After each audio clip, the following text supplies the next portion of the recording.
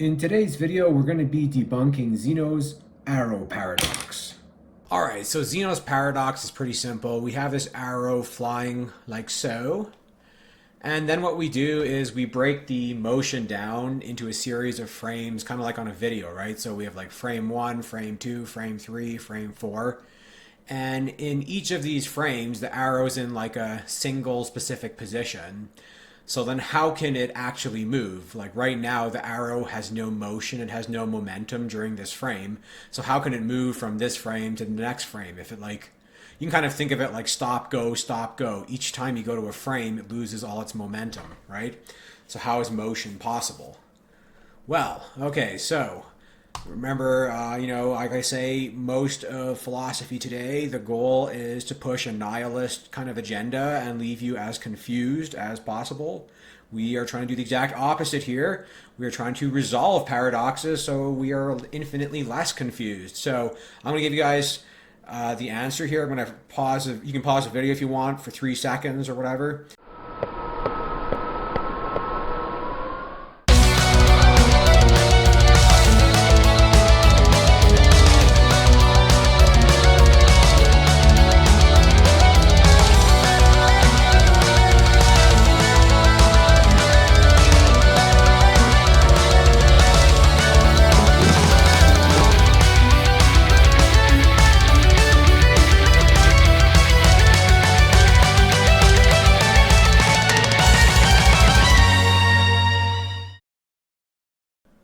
All right, I'm going to go into my solution here, and then I will look at Glenn Bouchard's logic, and we'll use that to resolve this as well. Okay, so I have 4 simple points to resolve this.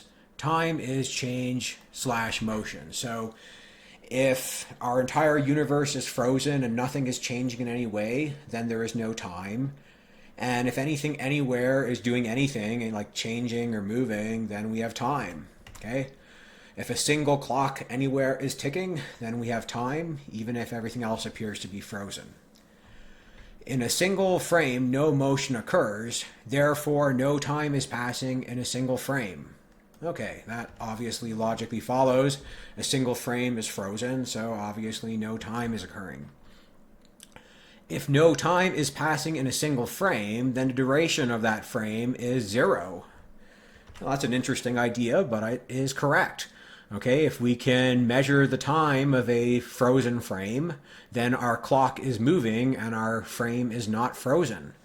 So in order to have a single frame, everything has to be frozen. So the duration of a single frozen frame has to be 0. If the duration of that frame is 0, then it doesn't happen. Therefore, a single frame is an invalid construct because it doesn't exist. So take a really simple analogy like I brushed my teeth today for 0 seconds. Well, if I did that, did I brush my teeth? No, obviously not, right? And if this frame is frozen for a duration of 0 seconds, then did this frame happen? No, it obviously didn't. So therefore, a single frozen frame is just an impossibility and an invalid way of looking at motion. Now we're going to use some Glenn Bouchard logic here to resolve this a second way. Okay, so according to Glenn, motion and matter are inseparable. Okay, so it's a lot like this analogy this guy gives me. You have a dancer and a dance, and you need the dancer and the dance. They're inseparable. In order to have this dance occur in reality, you need both a dancer and a dance. That's kind of like motion and matter. They're inseparable. So when we imagine this idea of a single frame where we have matter but no motion, that is invalid because motion and matter are inseparable. Just like a dance can't exist without a dancer and a dancer can't exist without a dance. I think I said that right. Okay. What do you think? Does that resolve Zeno's arrow paradox? Let me know your thoughts in the comments. I think that solves it there. Okay. And if you guys want to help me out, please like my videos.